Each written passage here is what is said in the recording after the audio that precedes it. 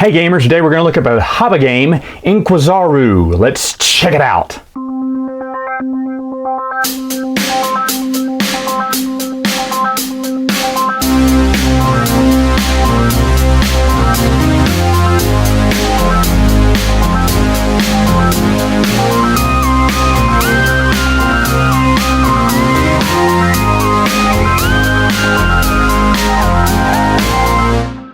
To set up the game, each player is going to get 4 of these cards. First player is going to get these little water drop tokens, and then you're going to be passing around the jewels here. Everyone counts as a different jewel. There's red, green, yellow, and purple. Actually, take one of each of those gems, depending on how many players, and they'll start right here. You put their jewels here on the 0 track there. Setting this up is very easy. There's some tracks here at the bottom. You'll take this little iguana and put him over here, and then under each one of these panels, as you see, I've placed some of these tokens here. You'll place them out randomly, and then flip over the first row, and then you are ready to go. Now in this game, there are some very simple turns to take. You have basically 2 decisions. You can play cards in your hand and plant a jewel, or you can just draw 4 more cards, with a maximum of 12 cards being in your hand. So how the game goes, you have 3 different colors. They are white, blue, and orange. And what you see here on the board is that's the color. They match the colors here in the waterfall. And so if I was red player, I could take my 1 blue, discard it, take a red color here and place it on a blue area on the first row. In fact, the iguana will even tell you, hey, if I had 2 blue cards, I could play on the 2nd row. If I had 3 blue cards, I could play on the 3rd row, and so on and so forth. So the more cards you have, so for instance, let's say I didn't play there and I wanted to play both of my blue. I could play both of my blue, and I could put my red on one of these little blue icons here on the 2nd edge of the waterfall. And so that's what you're doing each round, is you're placing, everyone's taking turns placing gems on the board. Now when it gets back to whoever the first player is, what they're going to do before they take their turn, they're going to take one of these water drops that they were assigned, and they're going to plant it on the first row at the topmost open spot. So if some of these areas, let's say, were taken, they would place it here on the white. And then, again, and I lost my little green token. Again, let's say no one played on here. The next turn, they would place it right here on the bottom there. Now, anytime water drop, or maybe it was just an extra gem that got placed there. Once anything like that happens, then we stop everything and we go to a scoring round, which is very simple to do.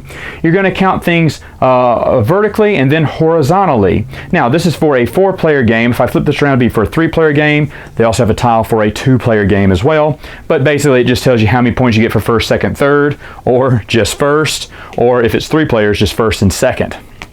And so what you'll do is you will add up who has the most here. The tie being whoever played last at the bottom there would get those victory points. And then you go vertically the same way. Whoever's gem is farthest up here, in the case of a tie, would break a tie, and they get these little rewards. Now these rewards can be anything. They can be additional bonus victory points.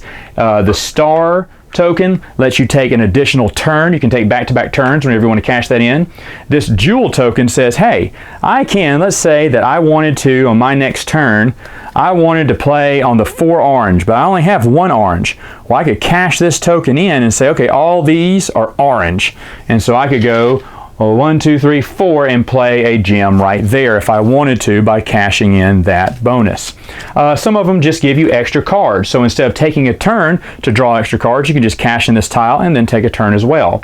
Now once all of these have been claimed, they get removed, and then the iguana is going to move across the board and open up the next area of rewards here. So anyone who played on the 2nd row or 3rd row or 4th row will still be there, and these may fill up really fast. This game can move really fast.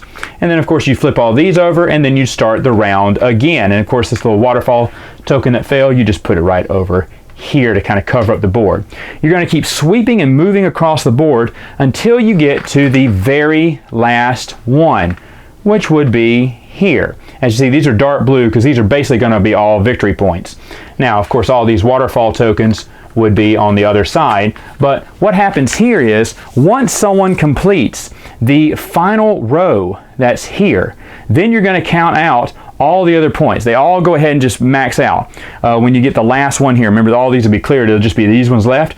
When someone wins this, then you'll count out who won this, and then the other 2 rows after that, and then whoever has the most points wins. Now there is like a mini expansion to this game.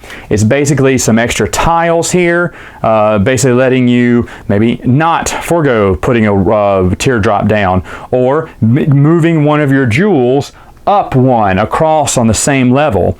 But that's like a little mini expansion you can get online. And basically, whoever has the most points at the end of the game wins. Final thoughts. What do I think about Avatar the game? Not really. I mean, but they do look like little Avatar characters, right? I never saw the movie, but you know, I'm guessing if I remember right, they look like that. Kind of weird. The theme kind of weird on this. This plays like a regular Hobbit game. It's a great game for kids. It's a super great game for families. For a board game group, I don't know. It depends on your board game. If they like light games, like I would introduce this to my board game group because they do enjoy light games. But I don't think a lot of people would really like this. Now, it is interesting where you're trying to get majority vertically and also be wary of horizontally as well. Now, the game, the times I've played it, it does suffer from a runaway leader problem, though, I found out. In most games, if you can get those tiles that give you extra cards, we used to go for victory points. We thought that was the most important thing. And then my nephew, who's very smart, figured if you go for the extra cards, you don't have to waste a turn getting more cards. You can just cash that in, get more cards, and then keep getting more turns. And so he kept doing that. Now, of course, it does matter how those tiles flip and if you can get a majority or not, but man, he ran away with it both times he played. And now that's a strategy that we're all going for. And eventually when someone gets those big, draw 4, draw 4, draw 3, they're going to win the next round, and if there's more draw cards, they'll win the next round after that, and they start to run away with it.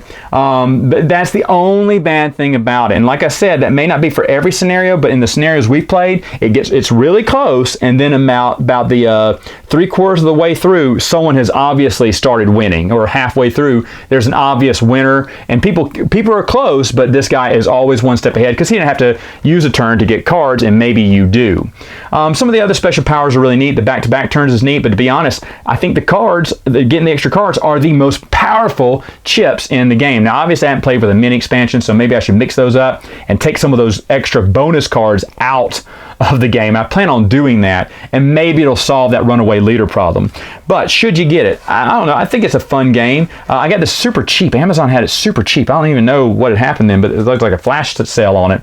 So I picked it up on a recommendation from one of my viewers, and I do enjoy the game, and we're keeping the game because I need games like this for my nephews who are hitting that age where some of my big games they're too big for them, and some of the vintage games I have are too kiddie for them. So this hits that sweet spot here. So again, kids or families, this is a good game. I think it's a fun game. Does it beat Rhino Hero? Not according to my nephews, it doesn't. I have to agree. I think Rhino Hero and Rhino Hero Super Battle are a little bit better by Hoppa, but this one, still a fine game, staying in my collection for now. All right, gamers, that's all the time I have for now. Until next time, game on!